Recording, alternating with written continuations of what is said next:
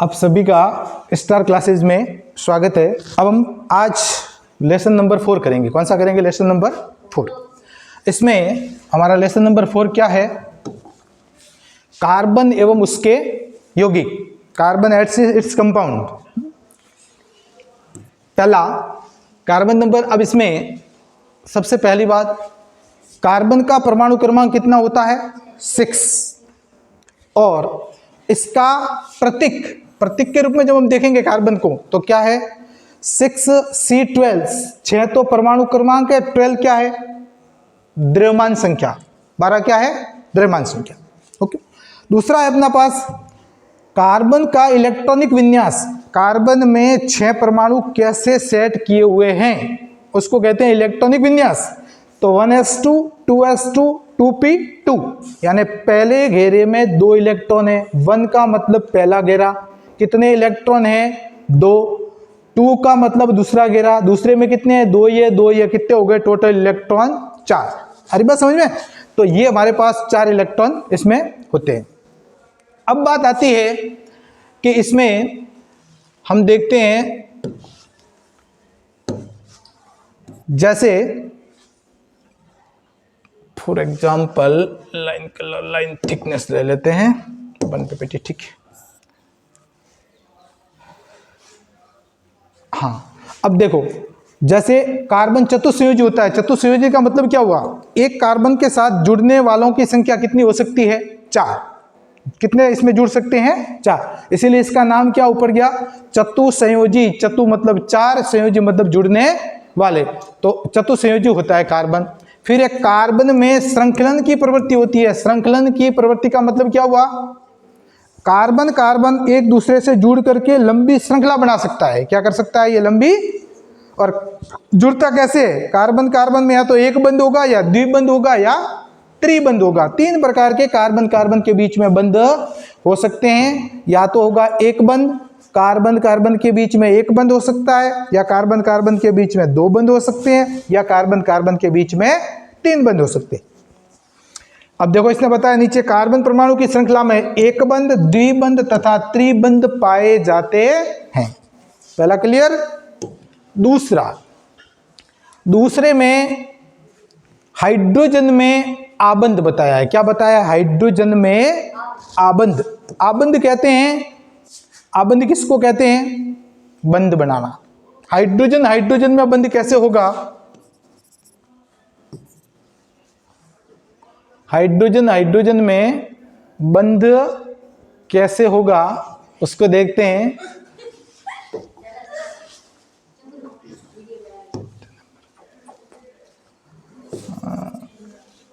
Light नहीं चल रहा है, चल क्यों नहीं रहा है?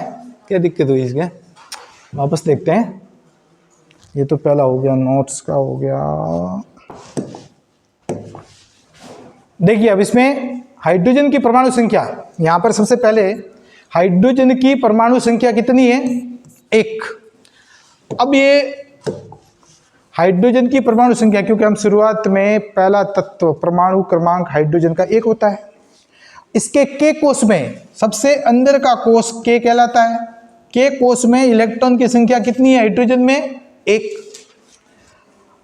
ये हीलियम का विन्यास प्राप्त करना चाहता है। अकेला हाइड्रोजन के पास 1 इलेक्ट्रॉन है, उसका कोई अस्तित्व नहीं है, वो अकेला नहीं रह सकता। तो क्या करेगा ये हाइड्रोजन? एक दूसरा हाइड्रोजन के पास जाकर के पहला कोष पूरा करेगा। और हमें ध्यान है कि पहले कोष में अधिक से अधिक कितने इलेक्ट्रॉन आ सकते हैं? 2। कितने इलेक्ट्रॉन आ सकते हैं अधिक से अधिक? 2। तो ये हाइड्रोजन जिसके पास 1 इलेक्ट्रॉन है, ये दूसरे हाइड्रोजन के पास जाएगा जिसके पास भी 1 इलेक्ट्रॉन है। दोनों आपस में साझा करके हाइड्रोजन मिलकर के क्या बनाएंगे? H2। क्या बनाएंगे? अब ये कैसे बनाया? एक हाइड्रोजन ये था, एक हाइड्रोजन ये था, एक इसका इलेक्ट्रॉन, ये दोनों इलेक्ट्रॉन का साझा हो गया। इसके भी 2 हो गए, इसके भी 2 हो गए, तो 2 इलेक्ट्रॉन इनके बन गए। ये विन्यास कैसा हो गया? हीलियम जैसा विन्यास हो गया। किसके जैसा? हीलियम जैसा।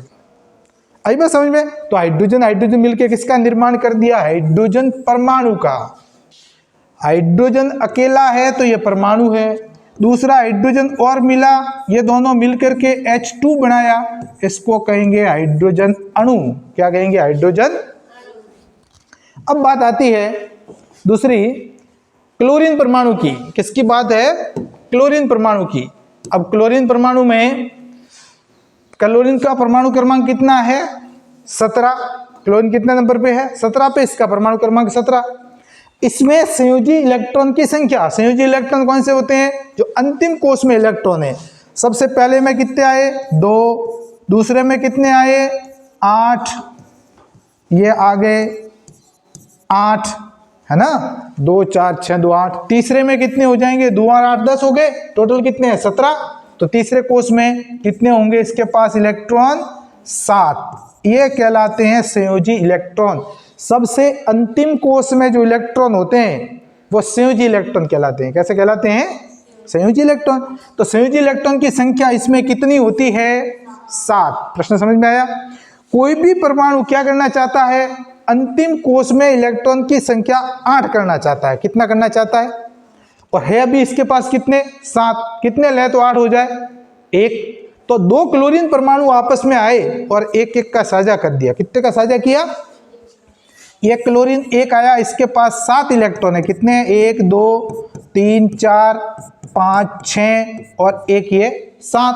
दूसरा क्लोरीन आया, इसके पास भी कितने इलेक्ट्रॉन है? 7। 1 2 3 4 5 6 और एक ये 7। अलग अलग आए। ये 7 इलेक्ट्रॉन इसके हैं, ये 7 इलेक्ट्रॉन इसके हैं। अब इन्होंने एक एक का साझा किया। इसने एक इसको दिया तो इसके पूरे हो गए 8। 7 इसके ये थे और एक ये आ गया, 8 पूरे हो गए। इसके 7 ये और एक इसका ले लिया, ये 8 पूरे इसके भी हो गए। अब 8 इसके 1 2 3 4 5 6 7 8, ये 8 पूरे हो गए। तो अब ये एक एक का साझा कर रहे हैं, इसीलिए बंध कैसा बनेगा? Single bond. कैसा बनेगा? बीच में जो बंध बन रहा है वो एक लाइन खींची है। क्यों? क्योंकि इलेक्ट्रॉन एक एक दे रहे हैं आपस में। साझा कितने इलेक्ट्रॉन का हो रहा है? एक एक का। और बना क्या? Cl2, क्योंकि एक क्लोरीन दूसरा क्लोरीन मिलकर के 2 क्लोरीन बन गए, तो ये बन गया Cl2। आई बात समझ में? नेक्स्ट अपन देखते हैं ऑक्सीजन के परमाणु। अब ऑक्सीजन का जो परमाणु होता है, ऑक्सीजन के परमाणु में ऑक्सीजन का परमाणु क्रमांक है 8। कितना परमाणु क्रमांक है? 8। इसके पास इलेक्ट्रॉन की संख्या कितनी है? 8 है टोटल। पहले कोष में कितने आए? 2। दूसरे कोष में कितने रह जाएंगे? 6। तो इसके संयोजकता कोष में इलेक्ट्रॉन कितने हुए? 6। ये 8 करना चाहता है तो कितने चाहिए इसको? 2 और लाने। तो अब इसमें ये पहले कोष में 2 इलेक्ट्रॉन है और दूसरे कोष में इसके पास कितने इलेक्ट्रॉन हैं? 6। अगर ये 2 लाए तो इसके 8 पूरे हो जाए, तब ये स्थायी हो जाएगा। तो ये स्थायी विन्यास लेने के लिए क्या करता है? यह एक ऑक्सीजन है, इसके पास 1 2 3 4 5 6 इलेक्ट्रॉन है। इसके पास भी कितने? दूसरा इलेक्ट्रॉन आया, ऑक्सीजन आया, उसके पास भी कितने हैं? 2 2 4, ये 2 6 इसके पास भी है, 6 इसके पास भी है। अब इन्होंने क्या किया? 2 2 का साझा किया। तो 6 तो इसके, 2 इसने दिए, ये इसके कितने हो गए? 8 पूरे हो गए। अब यहाँ पर ये 2 2 4 2 6 है और 2 इसके लिए, तो इसके भी कितने हो गए? 8। दोनों 8 8 हो गए। साझा कितने कितने इलेक्ट्रॉन का हो रहा है? तो बंध कितना बनेगा? द्विबंध। तो ऑक्सीजन ऑक्सीजन के बीच में बंध कैसा होता है? Double bond. कैसा बॉन्ड होता है? इसलिए दोनों मिलकर के O2 बनाता है। क्या बनाता है? O2 बनाता है। क्लियर? अब बात आती है तीसरा, नाइट्रोजन के द्विपरमाणु अणु में आबंध। नाइट्रोजन का परमाणु क्रमांक कितना? 7। नाइट्रोजन का परमाणु क्रमांक कितना है? 7। ये नाइट्रोजन है। इसमें इलेक्ट्रॉन कितने होते हैं? 1s2 और 2s2 और 2p3। अंतिम कोष में, दूसरे कोष में 3 और 2 5 इलेक्ट्रॉन है। कितने इलेक्ट्रॉन है? 5। इसको 8 करने के लिए कितने इलेक्ट्रॉन चाहिए? 3। तो 3 3 का साझा करेगा। ये एक नाइट्रोजन, इसके पास है कितने लास्ट वाले में? 3 और 2 5। ये 1 2 3 4 और 5, ये 5 इसके पास है। दूसरा नाइट्रोजन आया, उसके पास भी कितने हैं, 1 2 ये 3 और ये 4 और ये 5 इलेक्ट्रॉन इसके पास भी है। ये 3 ले लिए 5 तो 8 हो गए इसके, तो इसने ये 3 लिए इससे, ये 8 हो गए पूरे। इसने भी 3 लिए इससे तो 8 इसके भी पूरे हो गए। कितने कितने इलेक्ट्रॉन का साझा हो रहा है, 3 3। तो बंध कौन सा होगा, नाइट्रोजन में त्रिबंध, तो N ट्रिपल बॉन्ड N, ये बंध का निर्धारण होता है। कई बार समझ में, बंध का निर्धारण इस प्रकार से होता है। ट्रिपल बॉन्ड का निर्माण हो गया। अब बात आती है NH3 में आबंध। इस आबंध को देखने के लिए NH3 किसका सूत्र है, अमोनिया का। किसका सूत्र है, अमोनिया का सूत्र है ये। अमोनिया में ये N और ये H और ये H और AH, इस प्रकार का इसका संरचना सूत्र है। ये क्या है इसका, अब हम बनाएंगे इससे इलेक्ट्रॉन बिंदु संरचना। इससे क्या बनाएंगे, इलेक्ट्रॉन बिंदु संरचना, मतलब इलेक्ट्रॉन को बिंदु द्वारा दर्शाएंगे, उसको कहते हैं इलेक्ट्रॉन बिंदु संरचना। नाइट्रोजन के पास कितने इलेक्ट्रॉन अंतिम कोश में, बताओ, 5। अभी हमने बताया था ना कि कितने इलेक्ट्रॉन इसके पास अंतिम कोश में, 5, क्योंकि इसका परमाणु क्रमांक कितना है, 7।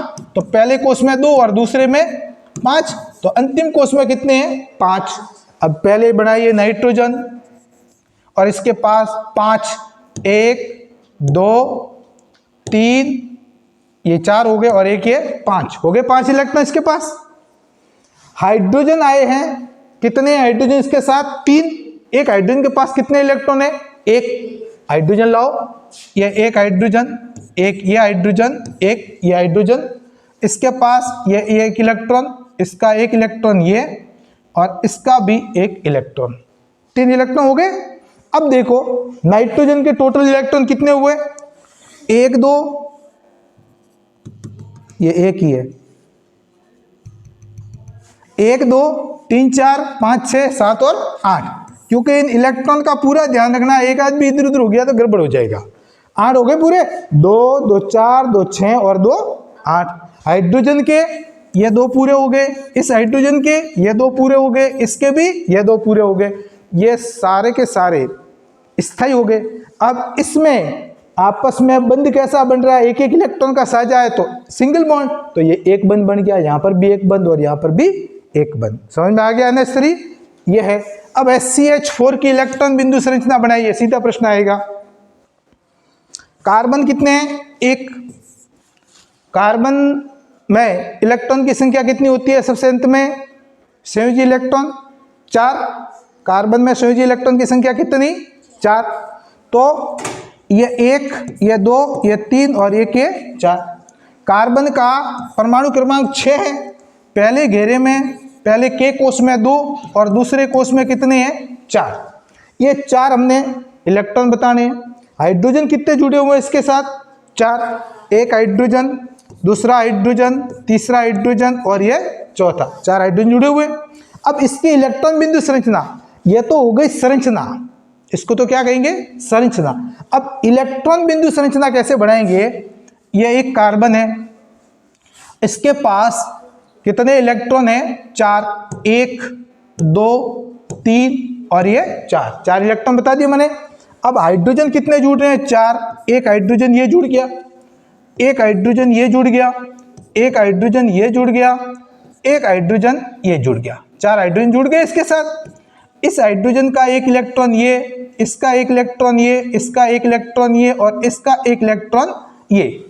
आगे अब इससे इस कार्बन के देखो, 2 तो 4 2 6 और 2 8, 8 पूरे हुए, दिख रहे हैं कि नहीं, 2 4 2 6 2 8।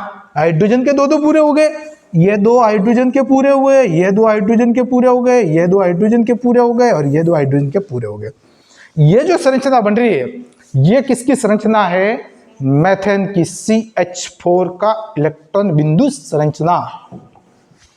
अब बात आती है H2O की इलेक्ट्रॉन बिंदु संरचना, जल की। जल का सूत्र क्या है, H2O। H2O में हाइड्रोजन कितने हैं, 2 और ऑक्सीजन कितना है, 1। अब इनके बीच में बंद कैसे हैं उसको हम देखेंगे। पहले ऑक्सीजन, ऑक्सीजन के अंतिम कोश में इलेक्ट्रॉन कितने हैं बताओ। ऑक्सीजन का परमाणु क्रमांक कितना है 8। तो पहले में कितने आ गए, पहले में तो फिक्स है 2 ही आएंगे, तो पीछे कितने रह गए। तो अंतिम कोश में इलेक्ट्रॉन कितने हैं, संयोजी इलेक्ट्रॉन की संख्या कितनी है 6। तो सीधा ऑक्सीजन बनाओ और 6 इलेक्ट्रॉन बनाओ, 1 2 3 4 5 और ये 6 बना लिए। अब हाइड्रोजन कितने हैं 2, एक हाइड्रोजन के पास इलेक्ट्रॉन कितना है 1, तो जोड़ जाओ। ये एक हाइड्रोजन जोड़ा, ये दूसरा हाइड्रोजन जोड़ा, इसके पास 1 इलेक्ट्रॉन, इसके पास भी 1 इलेक्ट्रॉन, ये हमने 2 इलेक्ट्रॉन जोड़ दिए। अब गिनो ऑक्सीजन के 2 ये 4, 2 6 और 2 8 हुए। तो ये इनका घेरा मार दो, इनको 8 हो गए पूरे। हाइड्रोजन के 1 और 2, इसके 2 पूरे हो गए। इस हाइड्रोजन के 1 और 2, 2 पूरे हो गए। यह बन गई इलेक्ट्रॉन बिंदु संरचना किसकी, H2O की या जल की। फिर आता है संयोजी आबंध। क्या आता है संयोजी आबंध। जो संयोजी आबंध होता है इसमें देखो संयोजी सहसंयोजी आबंध, सहसंयोजी मतलब पार्टनरशिप। कैसा आबंध है, पार्टनरशिप, साझा किया हुआ आबंध। 2 परमाणुओं के बीच इलेक्ट्रॉनों के एक युग्म की साझेदारी के एक इलेक्ट्रॉन युग्म मतलब एक इलेक्ट्रॉन का जोड़ा मतलब 2 इलेक्ट्रॉन के साझेदारी के द्वारा बनने वाला आबंध सहसंयोजी आबंध कहलाता। सहसंयोजी आबंध वाले अणुओं में भीतर तो प्रबल आबंध होता है, लेकिन इसका अंतराणुक बल क्या होता है, कम होता है। काम नहीं है, कम होता है। क्या होता है, कम होता है। अंतराणुक बल मतलब 2 अणुओं के बीच का बल होता है वो कम होता है। इसके फलस्वरूप इन यौगिकों का जो गलनांक और क्वथनांक होता है वो भी क्या होता है, कम होता है। सहसंयोजी यौगिक है वो विद्युत के कैसे होते हैं, कुचालक होते हैं। कैसे होते हैं, कुचालक मतलब इसमें से विद्युत धारा प्रवाहित नहीं होती। अब आता है कार्बन के अपरूप। क्या है कार्बन के अपरूप। देखो अपरूप का मतलब क्या है, किसी तत्व के 2 या 2 से अधिक रूप। कोई तत्व है उसके 2 या 2 से अधिक रूप, जैसे कार्बन से कोयला भी बनता है, कार्बन से हीरा भी बनता है, 2 रूप अलग अलग हो गए तो वो कहलाते हैं अपर रूप। क्या कहलाते हैं, अपर रूप। तो किसी तत्व के 2 या 2 से अधिक रूप जो भौतिक गुणधर्म में भिन्न लेकिन रासायनिक गुणधर्म में कैसे होते हैं, समान। वेरी इंपॉर्टेंट बात समझ में आ गई। 2 ऐसे रूप जो भौतिक गुणधर्म में तो क्या, रासायनिक गुण में तो समान होते हैं पर भौतिक गुण में कैसे होते हैं, भिन्न। हरी बात समझ में। कार्बन के अपरूप कितने प्रकार के होते हैं, 2 प्रकार के। कौन कौन से, क्रिस्टलीय और अक्रिस्टलीय। पहला हो गया क्रिस्टलीय और दूसरा हो गया अक्रिस्टलीय। हाँ ये अक्रिस्टलीय लिखना, दूसरा अक्रिस्टलीय, पहला क्रिस्टलीय। क्रिस्टलीय रूप है उसमें कौन कौन आता है, 3 आते हैं। एक तो आता है हीरा, एक आता है ग्रेफाइट और एक आता है फुलरिन। हीरा, ग्रेफाइट, फुलरिन, ये कौन से रूप है कार्बन के, क्रिस्टलीय रूप है, क्रिस्टलीय रूप। और अक्रिस्टलीय रूप है इसमें आते हैं कोक, कोल, कास्ट, चारकोल, जंतु चारकोल, काजल, गैस, कार्बन, ये आते हैं इसके अक्रिस्टलीय रूप। 2 प्रकार के हो गए, समझ में आ गए। ये जिसमें से हमारे कोर्स में है वो केवल ये है, कौन से, हीरा, ग्रेफाइट और फुलरिन, ये 3 हमारे कोर्स में है, नीचे वाले नहीं है। अब हम देखते हैं कार्बन का। अब सबसे पहला रूप देखते हैं जिसका नाम है हीरा। क्या नाम है, हीरा। हीरा कार्बन का अति शुद्ध रूप है। सबसे शुद्ध रूप कौन सा है, हीरा। हीरे में होता क्या है, एक कार्बन परमाणु अन्य 4 कार्बन परमाणु से घिरा रहता है। एक कार्बन परमाणु है वो अन्य 4 कार्बन परमाणु से घिरा रहता है, चतुष्फलकीय होता है। कैसी व्यवस्था होती है इसके अंदर, इसलिए इसमें कोई इलेक्ट्रॉन मुक्त नहीं होता, इसीलिए विद्युत का कुचालक होता है। कैसा होता है, विद्युत का, हीरे में से विद्युत धारा प्रवाहित नहीं हो सकती, यह विद्युत का कुचालक होता है। उसके बाद हीरा अब तक का ज्ञात सर्वाधिक कठोर पदार्थ है। हीरा है ना, यह हीरा किसको, पत्थर को भी काटता है। इसीलिए आपको पता होगा जो ड्रिलिंग मशीन होती है, बोरिंग बोरवेल मशीन, उसके आगे का भाग में हीरा होता है, वो काटता है घूम घूम करके, पत्थर को भी काट करके बाहर फेंकने का काम हीरा करता है। फिर दूसरा है हमारा ग्रेफाइट। ये कार्बन का दूसरा क्रिस्टलीय रूप है जिसका नाम है ग्रेफाइट। ग्रेफाइट चिकना होता है। कैसा होता है? चिकना होता है। ग्रेफाइट में चमक होती है। ग्रेफाइट में परत संरचना होती है जिसमें प्रत्येक कार्बन 3 कार्बन परमाणुओं से जुड़कर षटकोणीय वलय संरचना बनाता है। यह इंपॉर्टेंट बात है। हीरे में तो क्या होता था, यहां पर एक प्रश्न और पूछा जाएगा, क्या एकमात्र ऐसी अधातु जो चमकीली होती है? ग्रेफाइट। ये ग्रेफाइट एकमात्र ऐसी अधातु है, बाकी अधातु कोई चमकीली नहीं होती है। धातु तो चमकीली होती है, अधातु एकमात्र ऐसी ग्रेफाइट है जो चमकीली होती है। ठीक है, जिसमें चमक होती है। आयोडीन भी इसमें आंसर था, आयोडीन भी बता ना, एकमात्र ऐसी अधातु जो चमकीली होती है, आयोडीन में भी चमक होती है। अब आती है ग्रेफाइट की में एक ऐसी संरचना होती है, परत संरचना होती है, जिसमें इसमें क्या होता है कि एक कार्बन अन्य 3 कार्बन से घिरा हुआ है। कितने कार्बन से घिरा हुआ है? 3। इसके पास इलेक्ट्रॉन कितने हैं? 4। एक इलेक्ट्रॉन क्या रह गया? मुक्त। यह एक इलेक्ट्रॉन मुक्त रह गया। इसीलिए ग्रेफाइट विद्युत का सुचालक है। ग्रेफाइट क्या है? विद्युत का, क्योंकि इसमें एक इलेक्ट्रॉन मुक्त रहता है, इसीलिए यह ग्रेफाइट है वो विद्युत का सुचालक होता है। देखो इसमें लिखा है ग्रेफाइट में परत संरचना जिसमें प्रत्येक कार्बन 3 कार्बन परमाणु से जुड़कर षटकोणीय वलय बनाते हैं और ये वलय आपस में मिलकर परत संरचना बनाती है। इसमें 3 कार्बन ही जुड़े रहते हैं। ग्रेफाइट का प्रत्येक कार्बन 3 अन्य कार्बन से जुड़ा होता है एवं कार्बन का चौथा इलेक्ट्रॉन, कौन सा इलेक्ट्रॉन? चौथा इलेक्ट्रॉन जो कार्बन का होता है वो मुक्त रहता है एवं गतिशील होता है। इसलिए विद्युत का कैसा होता है? सुचालक होता है। इसमें से करंट प्रवाहित हो सकता है। अब तीसरा है हमारा फुलरिन। क्या है? फुलरिन। फुलरिन बकमिस्टर फुलर ने इसकी खोज की थी, इसीलिए इसका नाम फुलरिन पड़ा। बकमिस्टर फुलर ने इसकी खोज की थी। ये गोल संरचना, गुंबद जैसी संरचना होती है। यह वास्तुकार बकमिस्टर फुलर के नाम पर फुलरिन नाम रखा गया। फुलरिन में परमाणुओं कार्बन की संख्या 60-70 सबसे अधिक कार्बन परमाणु पाए जाते हैं। कार्बन 60, ये इंपॉर्टेंट प्रश्न है कि ग्रेफाइट का फुलरिन का कौन सा रूप सर्वाधिक स्थायी होता है? तो हमें याद रखना है C60 सर्वाधिक स्थायी फुलरिन है। फिर हमने कार्बन की सर्वोत्मुखी प्रकृति। सर्वोत्मुखी प्रकृति मतलब सब जगह कार्बन पाया जाता है। क्यों पाया जाता है? जैसे हमने देखा लकड़ी में कार्बन है, हमारे शरीर में कार्बन है, कागज में कार्बन है। जो भी वस्तु जलने पर काली पड़ जाती है वो सब में कार्बन है। आप भोजन ले रहे हो, रोटी जल कर काली पड़ती है, कार्बन है। सब चीज अधिकतर कार्बन होता है। इसका कारण क्या है?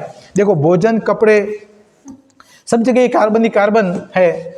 जैसे भोजन में है, कपड़े में, दवा, पुस्तक, अनेक वस्तुएं इस सर्वोत्मुखी कार्बन पर आधारित है। इसीलिए इसको कहते हैं सर्वोत्मुखी। सर्वोत्मुखी में सब जगह पाया जाने वाला वो कार्बन कहलाता है।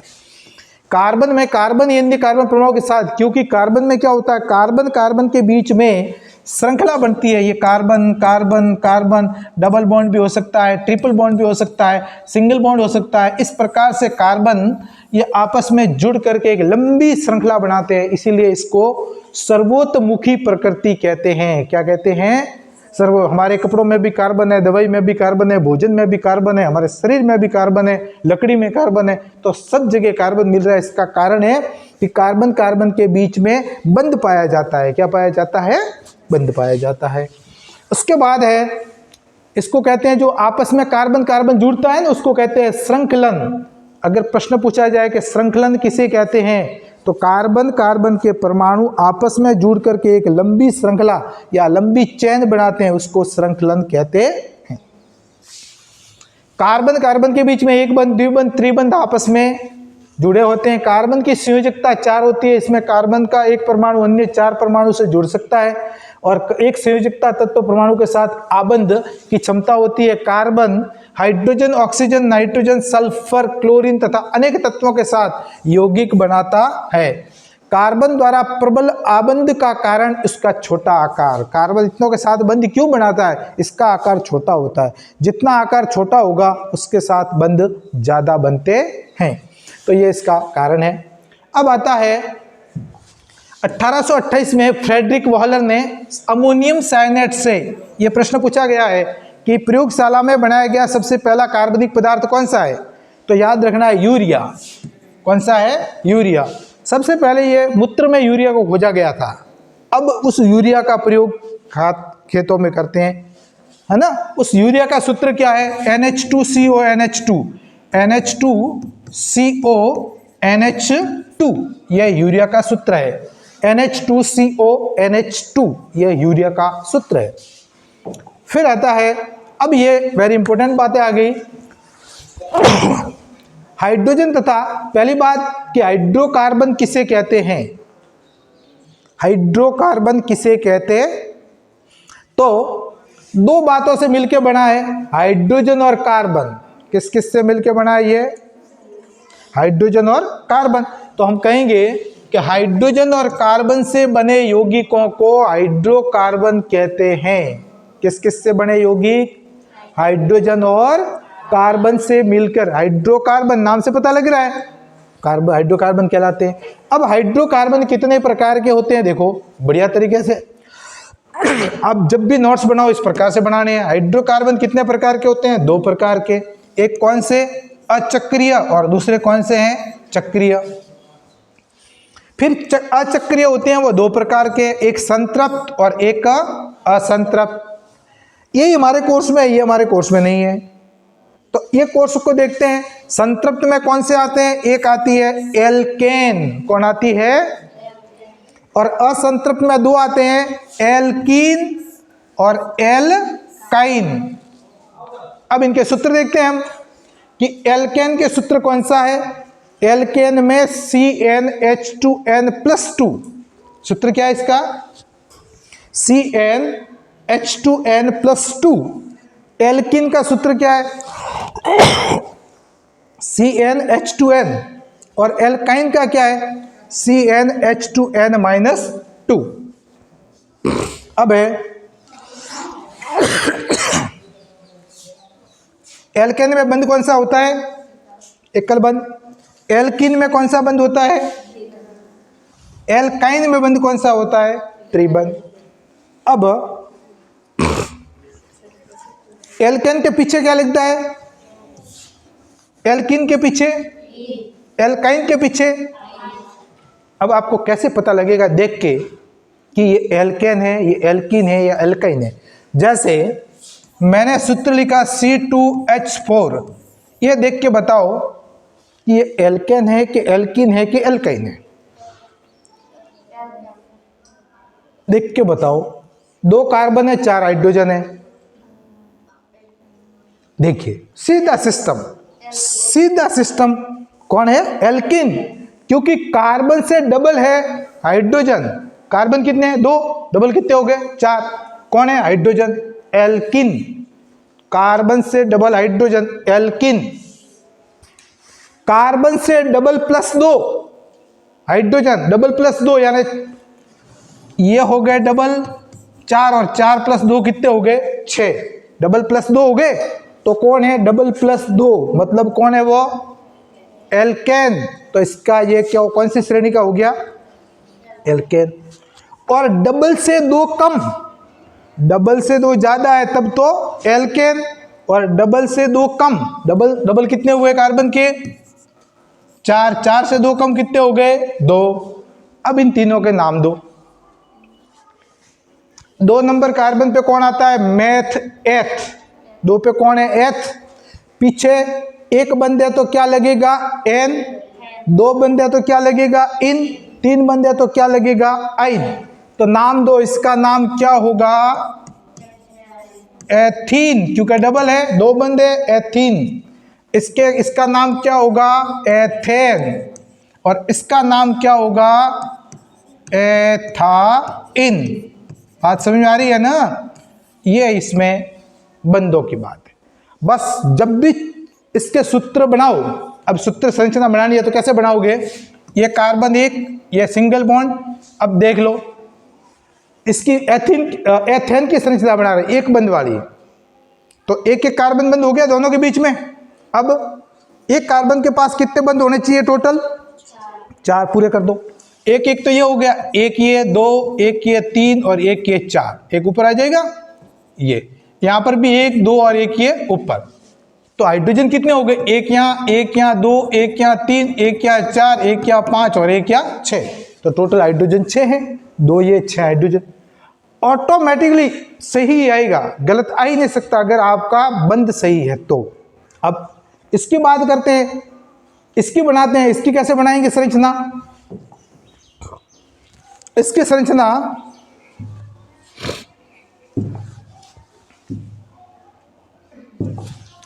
इसकी संरचना बनाने के लिए जैसे हमने संरचना बनाते हैं C2H4 की, डबल है, हमें ध्यान है कि बंध भी डबल है। डबल है तो बंध कैसा है? डबल है, पता लग गया।